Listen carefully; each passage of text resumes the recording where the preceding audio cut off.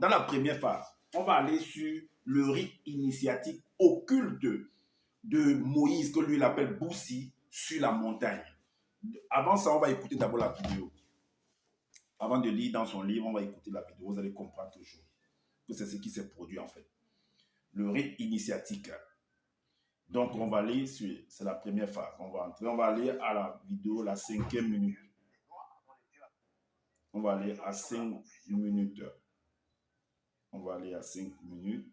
5 minutes 4.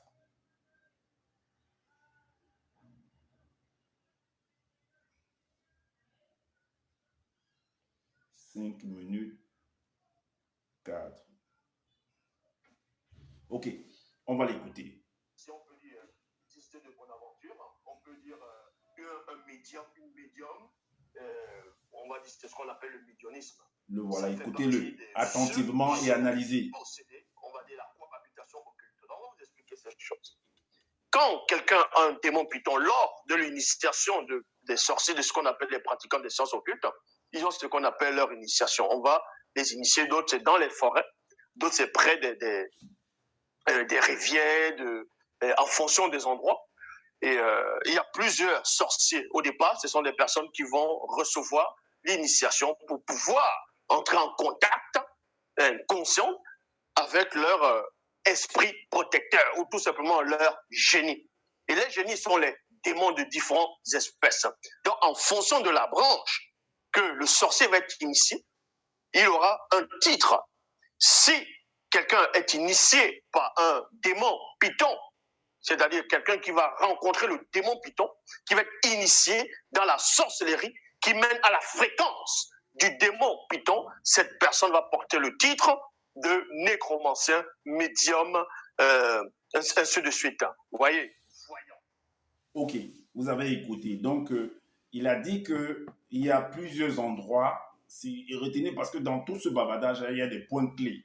Il dit que quand on veut initier quelqu'un, bon, peu importe les noms qu'ils donnent, sorcier, tout ça, j'ai fait un enseignement par rapport au mot sorcier là déjà, qui est sorcier, voilà. Donc, il dit que quand on veut vous initier, il y a beaucoup de lieux. Vous pouvez aller, bon, il y a des lieux qu'il n'a pas cités par exemple, il y a des lieux où on peut vous amener sur la montagne, on peut vous amener dans la forêt, on peut vous amener auprès d'une rivière même, est-ce que vous voyez?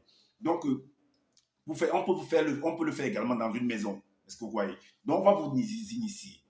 Il y a l'initiation, il y a un rite, il y a des cérémonies qui vont se faire afin de vous faire embrasser quelque chose. Est-ce que vous comprenez? Donc, maintenant, et puis quand vous sortez de cette initiation-là, vous allez porter un titre. Lui, il a dit nécromancienne. C'est un titre. Mais à côté de ça, il y a beaucoup de titres également. Dans les Bibles classiques, en fait, on nous dit, vous allez porter le nom de Dieu. Vous allez porter le nom de prophète. Vous allez porter le nom de voyant. Lui-même, il a dit, un voyant. Écoutez, si vous n'avez pas compris le mot voyant, je vais vous faire réécouter en fait. Vous allez comprendre le mot voyant.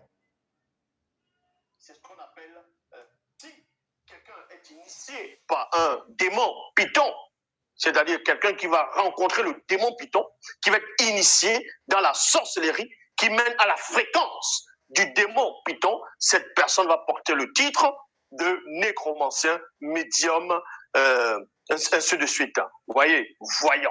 Ok. Vous avez écouté voyant. Alors, donc c'est important. Voilà pourquoi on va aller dans son livre, qu'il appelle le livre initiatique le plus puissant au monde, tout ça. Les choses qui sont là-dedans, il a copié, c'est un monsieur, c'est un copiste en fait. Il a copié le travail des autres et il a fait comme si en fait ça émanait de lui-même.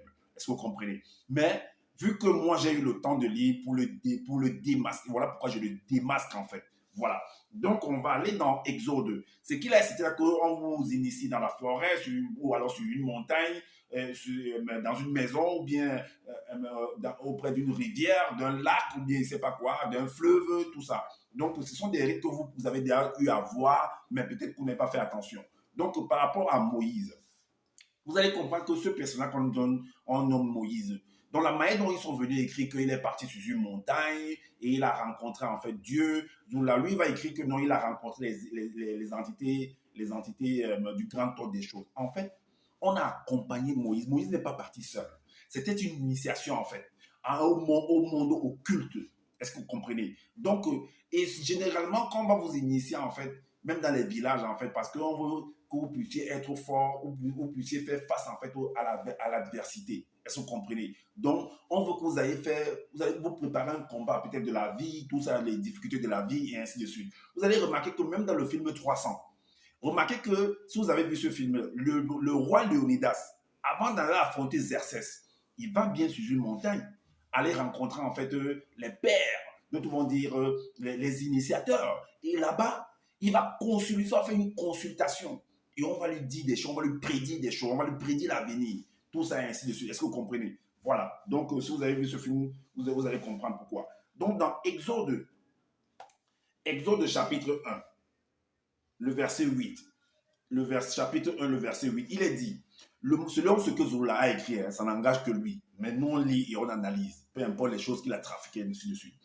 Le monde occulte fit donc souffrir une très grande partie du peuple. Donc, il faut faire très, très attention à ce que vous allez entendre ici. Il faut savoir bien analyser. Il ne faudrait pas que vous mélangez les choses bien parce que vous allez entendre noir, ceci, cela, un verset contre l'autre et tout, vous allez vous embrouiller. Non, soyez très, très attentifs par rapport à ce que je lis ici. Donc, sachez analyser. Sachez faire la part des choses. Alors, je disais tantôt que le monde occulte fit donc souffrir une très grande partie du peuple noir non initié.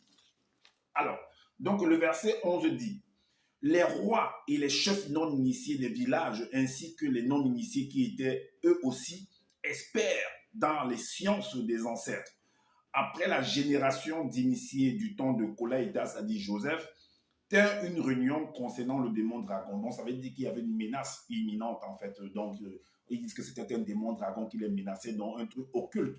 Donc, voilà, donc il fallait vraiment combattre cela. Mais ces gens-là, ils étaient experts dans les sciences des ancêtres. Donc, eux, ils pouvaient bien le combattre. Pourquoi est-ce qu'ils vont choisir quelqu'un, une autre personne? Alors, ça, c'est le point d'interrogation. Au verset 2, le chapitre 2, le verset 12, il est dit, ainsi, Boussi fut initié. Donc, Boussi, dans la langue de Zoula, c'est Boussi, mais dans les Bibles classiques, il s'appelle Moïse. Donc, il a été initié. Donc, on a fait un rite, une cérémonie initiatique occulte que beaucoup ne traversent pas. En fait, c'est pas à la portée de tout le monde. Donc, voilà pourquoi il dit Boussi fut initié dans toutes les sciences, dans toutes les branches des sciences et secrets des ancêtres initiés dans ce grand village et devint un jeune homme très influent. Donc, il a été, comme vous le voyez dans les villages, comment on initie les gens, que ce soit par rapport à la danse, que ce soit à beaucoup de choses en fait. Alors, par exemple, le Mouiti, beaucoup de choses que vous avez vu certainement. Alors maintenant, au chapitre 3, le verset 1 à partir du verset 5, du verset 3, 1 à 3, il est dit, alors jusqu'à une certaine nuit au milieu de la forêt, c'est de la continuation de l'initiation. Jusqu'à une certaine nuit, au milieu de la forêt, près de la rivière sacrée, Boussi vit de loin une montagne surprenante, car les fumées d'énergie émanaient de cette mystérieuse montagne. Et c'est ainsi que son destin se présenta sous forme d'apparition. Boussi leva les yeux, et il vit des entités du grand ordre des choses. Cela arriva afin que s'accomplisse l'écriture. C'est par ces entités que Dobissé a pu parler et conserver et converser avec d'autres entités qui doivent descendre un jour de la céleste demeure, afin de fouler le sommet de la montagne sacrée qui sortira de la terre. Ces entités se manifestèrent dans toute leur force et puissance à Boussi. Donc, on l'a amené, en fait, si vous voulez comprendre, on l'a amené sur une montagne pour l'initier, pour qu'on lui montre des choses secrètes, occultes. Est-ce que vous comprenez? C'est des cérémonies qui sont produites là-bas. Alors, donc, Zola a écrit comme il a écrit de cette manière, mais on réussit à décoder cela. Alors, le chapitre 4, le verset 3 à 6, il est dit, alors, il va sortir, puisque Zola dit que quand tu sors de là, tu portes un titre. Voilà ce qui va se passer de la sortie de cette initiation. À partir du verset 3 à 6, il est dit, ces entités lui donnèrent un sceptre royal et lui dévoilèrent les mystères du véritable pouvoir spirituel au point où, lorsqu'il quitta la montagne, nulle particule de l'homme, selon le visible qui avait été jadis, ne survécurent. Il fut transfiguré devant elle, son visage resplendit comme le soleil et son vêtement devint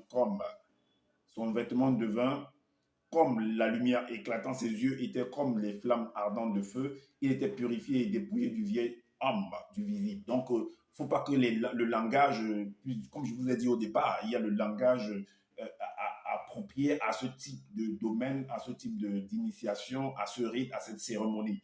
Alors, il est dit plus tard que désormais Bruce était constitué d'énergie pure et véhiculé d'un pouvoir infini. Alors il devint un dieu.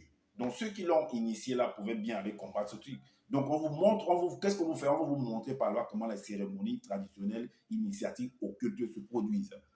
Tout simplement. Donc ce monsieur, et il y a des phases où, comme je l'ai dit, où tu es en train de dormir, il appelle ça les rêves ou bien les songes, tout ça et tout et tout. Il y a également ça qu'on peut prendre, on vient mettre sur écrit. Et vous allez croire qu'en fait, c'est des choses qui se passent de manière, comme on dit en Côte d'Ivoire, face à face, donc face à face, face to face. Est-ce que vous comprenez? Donc, il y a des moments, et quand tu es en train de rêver, tu es en train de songer, il y a une explication. J'ai déjà expliqué en fait ce que ça représente. Donc, vous pouvez voir dans mes vidéos, dans mes partages sur ma page, qu'est-ce que ça signifie réellement, profondément.